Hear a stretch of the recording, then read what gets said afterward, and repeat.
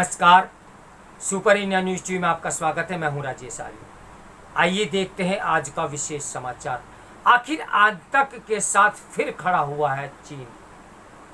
चीन एक बार फिर बेशर्मी से आतंक के साथ खड़ा हुआ और उसने संयुक्त राष्ट्र में पाकिस्तान के आतंकी संगठन जैश ए मोहम्मद के एक सरगना अब्दुल रऊफ अजहर पर प्रतिबंध लगाने के प्रस्ताव पर अड़ंगा लगा दिया। उसकी अनदेखी न तो भारत कर सकता है और न ही विश्व समुदाय। चीन ने पाकिस्तान प्रायोजित आतंकवाद को खुलेआम प्रश्रय देने का काम पहली बार नहीं किया।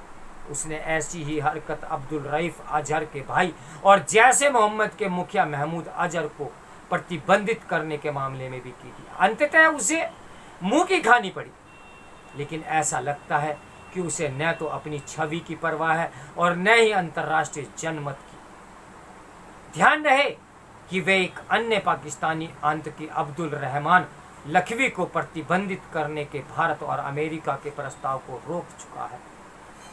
चीन ऐसा करके न केवल भारतीय हितों के विरुद्ध काम कर रहा है, बल्कि पाकिस्तान को आतंक की फैक्ट्री चलाए रखने के लिए प्रोत्साहित भी कर रहा है, क्योंकि पाकिस्तान में आतंकियों को पालने पोसने का काम जारी है।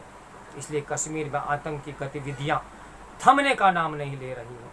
गत दिवस भी जम्मू कश्मीर के राजौरी में आतंकियों ने एक सैन्य शिविर पर हमला किया, जिसमें हमारे 3 सैनिक बलिदान हो गए। माना जा रहा है कि यह हमला जैश ए मोहम्मद के आतंकियों ने किया।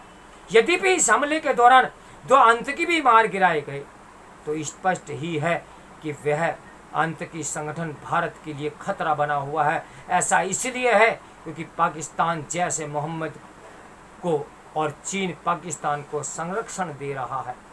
अब भारत के पास इस निष्कर्ष पर पहुंचने के अतिरिक्त और कोई उपाय नहीं रह गया है कि चीन और पाकिस्तान मिलकर भारतीय हितों पर आघात कर रहे हैं। इस नापाक गठबंधन से निपटने के लिए भारत को पाकिस्तान और विशेष रूप से चीन के प्रति अपनी वर्तमान नीति रीति पर नए सिरे से विचार करना होगा। ये इसलिए और भी आवश्यक है क्योंकि चीन लद्दाख सीमा पर अभी भी अतिक्रमणकारी रवैया अपनाए हुए है और वार्ताओं के नाम पर भारत के धैर्य की परीक्षा ले रहा है। चीन अपने भारत विरोधी रवैये का तब तक परित्याग नहीं करने वाला जब तक उसे उसी की भाषा में जवाब नहीं दिया जाता। चूंकि चीन संबंध सुधारने और जिम्मेदार राष्ट्र की तरह व्यवहार करने से इनकार कर रहा है, इसलिए भारत को उसकी कमजोर नस दबाने में अपनी हिचक तोड़नी ही होगी।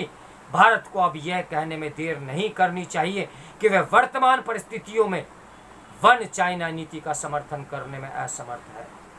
निसंदेह इसी के साथ भारत को चीनी वस्तुओं पर अपनी निर्भरता भी कम करने के लिए नए सिरे से सक्रिय होना होगा। क्यों? क्योंकि कुत्ते की दुम कभी सीधी नहीं होती, ये हम सभी जानते हैं। तो मेरे साथ बने रहिए सुपर इंडिया न्यूज टीवी की ब्रेकिंग न्यूज के लिए। नमस्कार, मैं हूं राजेश आर्य।